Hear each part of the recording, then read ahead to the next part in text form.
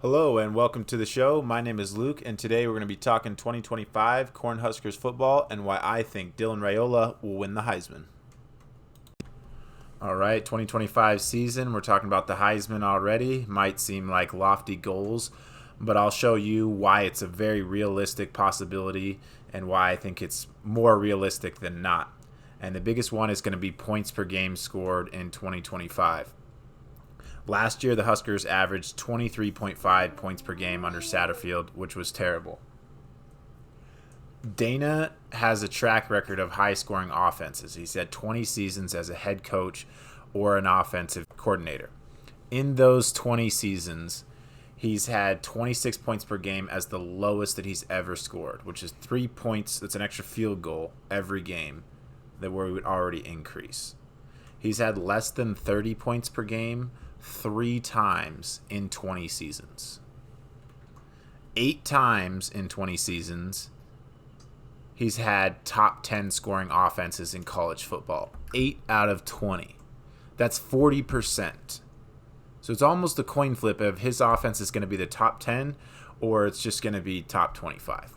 So we're going to have an amazing scorer offense. We're going to add at least a touchdown per game, which is 7 points. So we're talking about 30 points per game so far. That's not even top 10.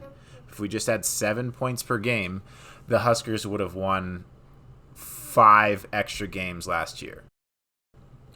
So it's easy to say the Huskers are going to add points per game and just say that we're going to pull them out of the air, right? But where are these points coming from, and why do I feel so confident that Dana's going to be able to add these points per game each week? And it's because Dylan is a year older. We had a true freshman playing with an offensive coordinator that had a massive playbook, which is not conducive to success. And we saw a lot of guys missing assignments, missing blocks. We saw Dylan missing reads, not being able to throw hot and blitzing. So it was too big of a playbook. And Dana said the same thing when he came in last year. He said the playbook was too big. We got rid of a bunch of stuff. We're going to keep what works, and we're going to get rid of what doesn't. So the way I like to think of it is you have 100 plays in your playbook and you have an hour and a half for practice.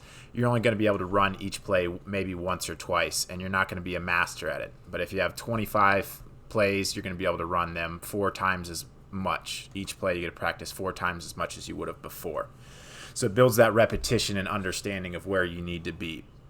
And I'll go over an instance right now in the Colorado game where the execution was very poor.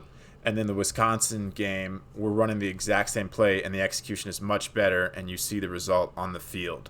This is the main reason why we're going to add those points per game is the execution is going to be so much better this year than it was last year. We're going to take a look at 2 plays real quick. They're actually the same play, and you're going to see the difference in execution from the Colorado game under Satterfield to the difference in execution under Dana in the Wisconsin game.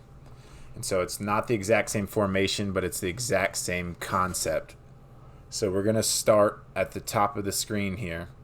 And you're going to see this wide receiver going to run in, and he's supposed to pick the linebacker.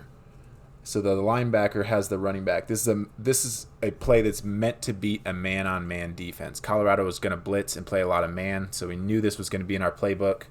North Dakota State ran it against them the week before, had a lot of success. So that's something that we saw on film as well, and I actually predicted that we would run this play against them as well.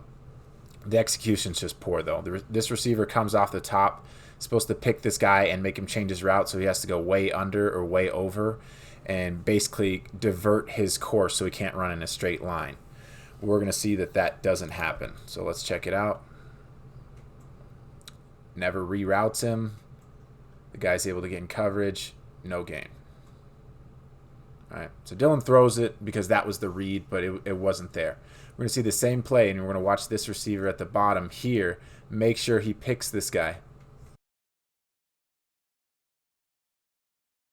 We'll watch it one more time. It's going to come up. This guy's got him. Make sure he gets in his way. It's just much better execution, attention to detail. It's those little things that matter the most. Another key aspect that's going to be different from Dana and Satterfield and going into the second year for Dylan is going to be the way the playbook looks. We already talked about how big the playbook was for Satterfield. With the playbook being smaller, you can get a lot of similar looks and similar formations in order to throw off the defense. So we're going to go through some plays in the Boston College game where they have similar setups, and you're going to see what each of the outcomes are. The first play that we're going to look at is on the goal line. It's the first touchdown the Huskers score. It's going to be a running play.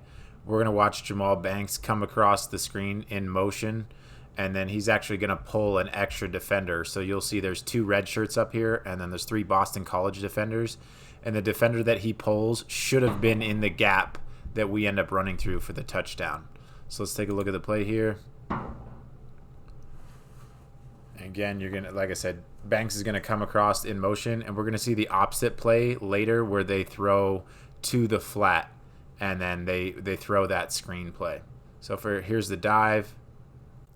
Now we're gonna look at the same play, but they're just gonna throw it to the flat on the screen. So the play looks similar, but the primary read is to the screen. And again, you're going to see them get a numbers advantage. The last play we saw 3 guys when we only had 2 Huskers in the flat, and a guy was outside of the box in the middle, so we got an easy touchdown. Now we're going to have 3 guys on the outside versus 2 Huskers, and 2 of the guys bite on the run, so we get a 2-on-1 outside and get a big gain. Let's watch it.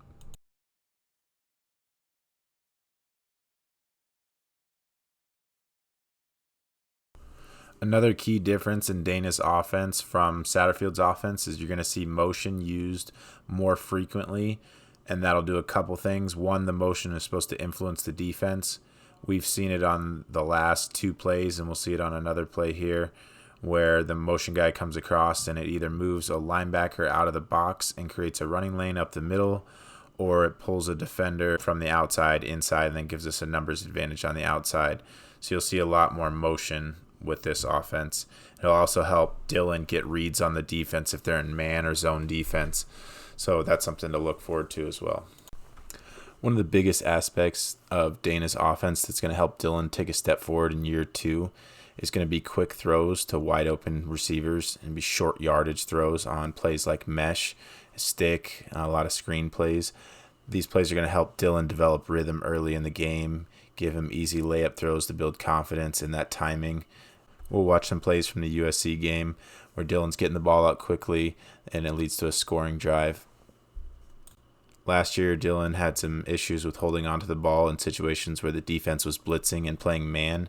We see USC doing that here, and Dylan's getting the ball out quickly in rhythm, and it leads to a touchdown.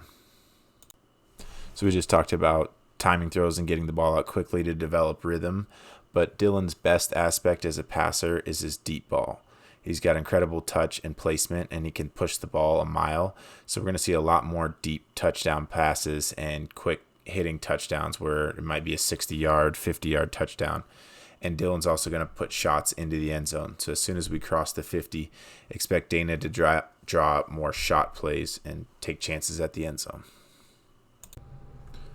Another reason why the Huskers are going to be a top scoring offense in 2025 is all the players that they have on offense. Last year we had a true freshman quarterback.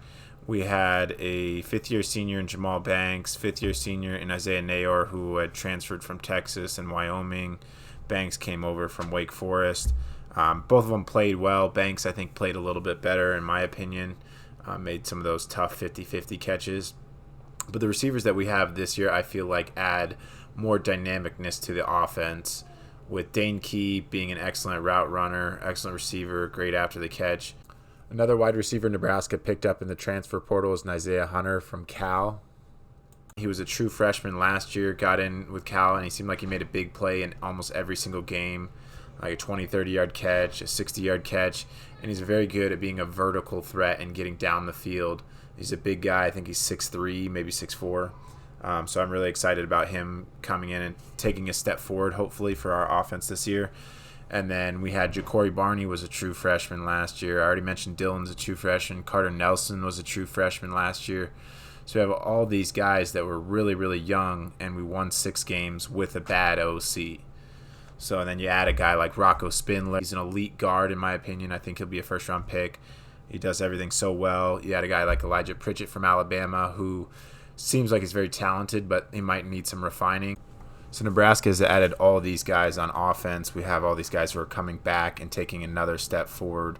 But to me, the biggest show that we're going to be a very good football team is the confidence the players have to speak their goals out loud. Ja'Cory Barney said that he wants to lead the nation in punt returns. Dylan Raiola said he wants to win the national title and the Heisman. Rocco Spindler said that he wants to win the award for best offensive line as a unit, and he thinks that the offensive line can do that as well.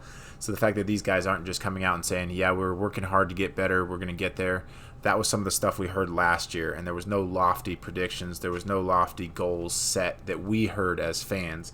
Now we're hearing we want to win awards, we want to be the best punt returner, we want to be the best running back, Doak Walker Award for Emmett Johnson.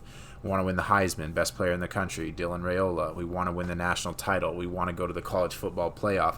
Speaking those things out loud is huge, and it speaks to the goals that the team has and that they're working every day and saying, hey, this is where we got to be. This is where we got to be. So that's incredibly encouraging for me. All right, that's it for today. I appreciate you guys hanging out with me. If I missed anything, make sure to let me know in the comments. And if you could subscribe, share, and like, I would really appreciate it. Be on the lookout for our next video, which will be a breakdown of our first opponent, Cincinnati. Take care. Go Big Red.